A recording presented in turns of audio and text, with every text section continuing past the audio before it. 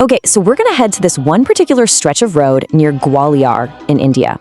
It's a road that, if you believe the local legends, actually holds a memory. About 10 years ago, something terrifying happened there. It left a young man with a physical scar, a scar that doctors, even today, have absolutely no explanation for. This is the story of how one night out left a mark that would literally never fade. Well, this road, the one leading up to this ancient fort, it seems to remember one specific night with just chilling clarity.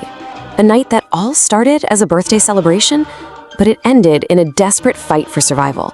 A fight against something that, honestly, just shouldn't exist. I mean, that's the question that's been haunting these three friends for nearly a decade now. They went out looking for a bit of a thrill, but what they came back with was an injury nobody could explain and a seriously chilling mystery. Let's get right into it and break down exactly what went down on that road. Our story kicks off at a place called Gohad Fort. It's about 40 kilometers from Gwalior. And, like so many of these ancient places, it really has two completely different personalities. There's the fort by day, and then there's the fort by night. And the difference is just night and day, literally. During the day, it's this beautiful historical site, right? Tourists everywhere, people taking pictures. But once the sun goes down, it completely transforms. That path becomes this desolate, super isolated stretch right through the jungle. It's a place known not just for, the normal dangers you'd expect, but for something else. We're talking rumors of ghosts, paranormal encounters. It's the kind of place that locals will tell you to avoid at all costs. And right into this spooky setting ride our three main characters. First, you've got Manu. He's the thrill seeker, the one always pushing for the next big adventure. Then there's Suraj. He's the expert rider, super skilled and confident on his motorcycle. And finally, there's Amit, who's kind of the cautious voice of reason for the group. It's that classic dynamic, right?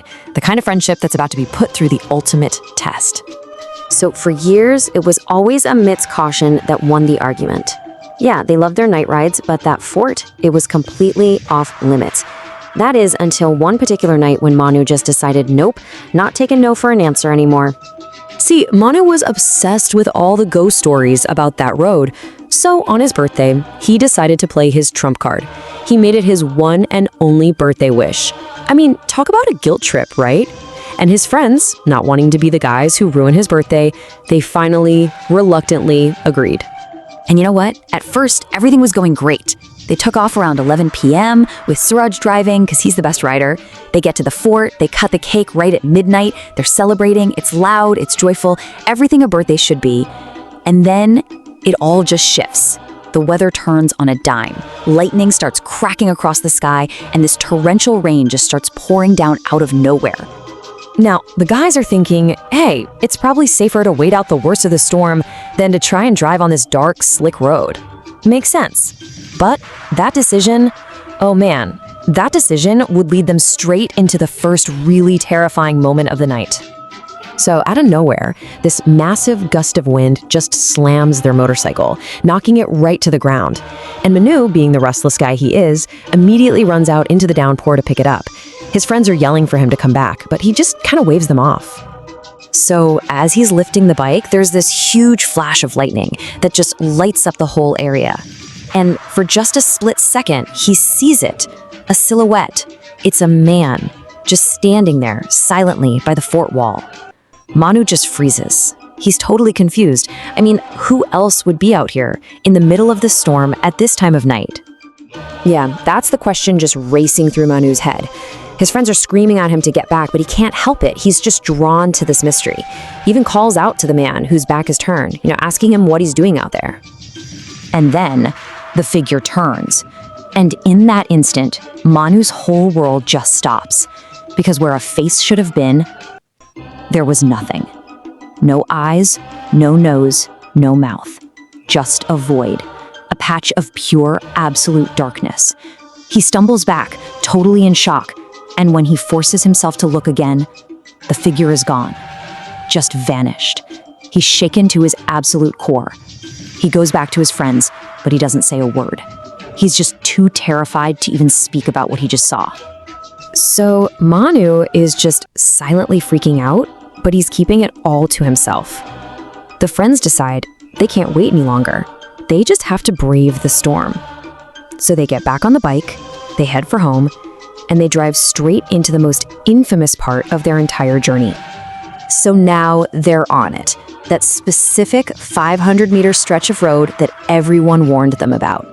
It is pitch black, the rain is just hammering down, and you can imagine the scene. Suraj and Amit are nervous, sure, but Manu, he's carrying this horrifying secret of the faceless man. The tension must have been absolutely unbearable. And then, bam, a massive jolt. The bike just lurches and crashes, and it sends them skidding across the wet road. They're all bruised up, but they're alive. The bike, though, is wedged hard against a tree. Manu tries, but he can't pull it free. Suraj gets frustrated, shoves him aside, and grabs it himself. And as his hands grip the handlebars, he feels it. This cold, strong grip on his right arm, pulling back.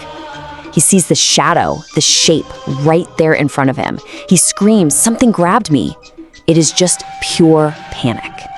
And united in terror, they somehow jank the bike free and just flee into the night, not even daring to look back. They made it home, they were safe. But they were also deeply, deeply terrified. The thing is, the ordeal wasn't over, not by a long shot. In fact, the most chilling part of this whole story was really just beginning, because that road, it left its mark. So the very next day, all three of them get sick, a really high fever. And at first, you'd think, okay, that makes sense. They were soaked to the bone in a storm.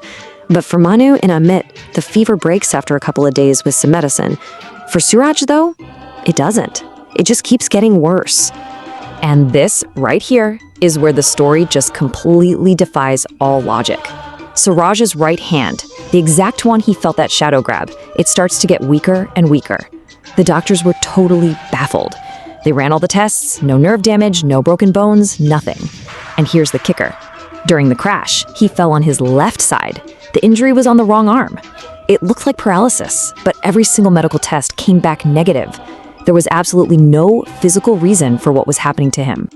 Now, keep in mind, this whole incident happened around 2015, so we're talking about almost 10 years ago now. That's nearly a decade of doctor's visits, a decade of endless tests, and a decade without a single solid answer. And the reality of the situation is just this. Today, after all this time, Suraj has never regained full use of his right hand.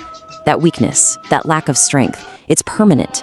It's like a single touch from some unseen thing on a dark road left him with a physical disability that medicine still can't explain and certainly can't cure. And that leaves us with the final, really haunting question, doesn't it? Was this all just some freak accident in the dark? A bizarre coincidence? Maybe a psychosomatic injury that was born from just extreme fear? Or did something truly otherworldly reach out from the darkness that night and leave a scar that would never, ever heal?